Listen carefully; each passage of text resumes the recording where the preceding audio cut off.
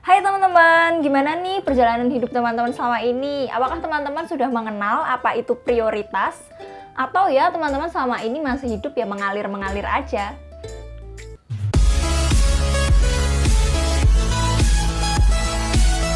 Hai, belajar bareng yuk. Nah, kalau aku sih kenal apa yang namanya prioritas dan aku hidup di dalamnya. Karena itu, hari ini aku mau berbagi nih sama teman-teman supaya kita bisa sama-sama belajar ya menata prioritas. Ada 5 prioritas nih teman-teman yang mesti teman-teman ketahui. Yang pertama ada ibadah atau relasi pribadi kita dengan Tuhan Yang Maha Kuasa. Yang kedua ada tanggung jawab pribadi. Contohnya kalau kita sebagai mahasiswa, ya tanggung jawab kita adalah belajar dan juga mengerjakan tugas. Yang ketiga, tanggung jawab di rumah. Kalau kita sebagai anak, berarti tanggung jawab kita adalah mematuhi orang tua, membantu orang tua di rumah. Yang keempat, ini karena aku ikut organisasi di luar kampusku, jadi ya aku ada tanggung jawab untuk mengerjakan yang terbaik di dalam organisasi itu sesuai dengan job deskku.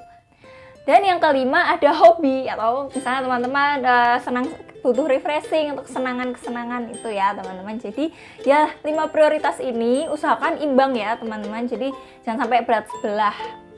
Contohnya nih, kayak aku kan udah belajar mati-matian, aku udah sibuk les, sibuk ngerjain tugas, ya udahlah aku nggak usah bantuin orang tua aja, udah sibuk, udah capek. Nah, jadi usahakan untuk 5 prioritas ini bisa berjalan dengan seimbang.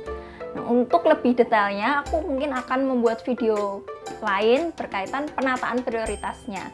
Tapi untuk video kali ini, aku akan lebih kepada membagikan apa sih manfaat ketika kita bisa hidup di dalam prioritas itu. Yang pertama, ketika kita bisa menata prioritas kita, ini akan sangat membantu kita untuk menghindari keruwetan ya teman-teman. Teman-teman kayak pusing, pernah nggak sih kayak bingung, aduh mana dulu sih yang mau dikerjain, aduh kenapa semua jadwal tuh numpuk, kenapa semua agenda tuh jadi tabrakan-tabrakan. Nah, kalau kita udah bisa menata prioritas kita jadi tahu nih mana dulu yang penting untuk dikerjakan dan mana yang bisa dikerjakan nanti. Yang kedua, dengan menata prioritas kita jadi bisa hidup lebih seimbang karena tadi tahu ya apa-apa yang perlu dilakukan. Jadi kayak ada waktu kita ibadah, relasi pribadi dengan Tuhan, ada waktu juga kita mengerjakan tanggung jawab pribadi kita, dan ada waktu juga kita bisa berquality time dengan keluarga kita, membantu orang tua, atau sebaliknya kalau kita sebagai orang tua ya kita bisa menemani anak-anak kita. Dan kalau misalnya kita juga terlibat di dalam satu tanggung jawab di luar pekerjaan dan keluarga, kita juga bisa membaginya dengan baik, membagi waktu untuk bisa terlibat dalam organisasi.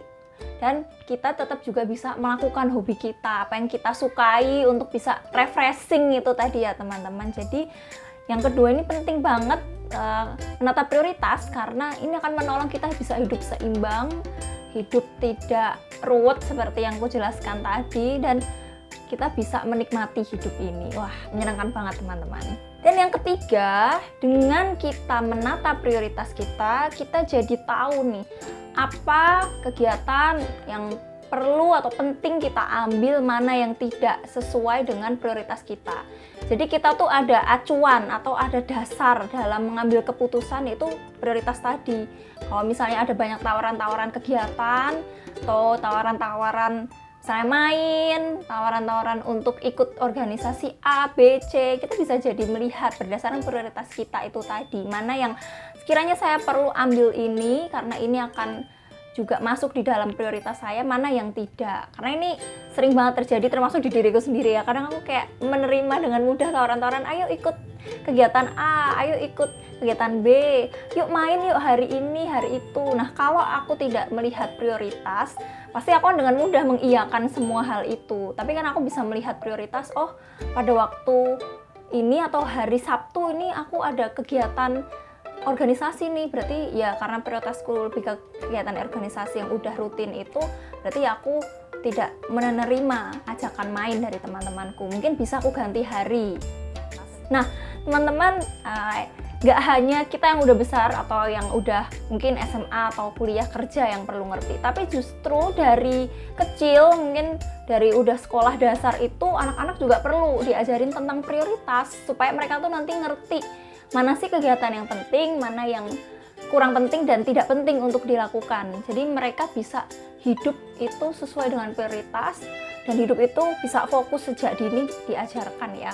Karena kalau misalnya ngerti prioritasnya baru agak gede-gede kayak aku gini, baru kuliah atau SMA mungkin akhir-akhir aku baru tahu tentang prioritas, itu membangun kebiasaan hidup teraturnya itu akan lebih sulit dibanding kalau misalnya udah belajar atau diajarinnya dari SD gitu. Oke teman-teman, sekian video yang bisa aku bagikan. Semoga bisa bermanfaat ya untuk teman-teman. Yuk kita terus belajar bareng untuk menata prioritas supaya hidup kita lebih imbang dan tertata dengan indah.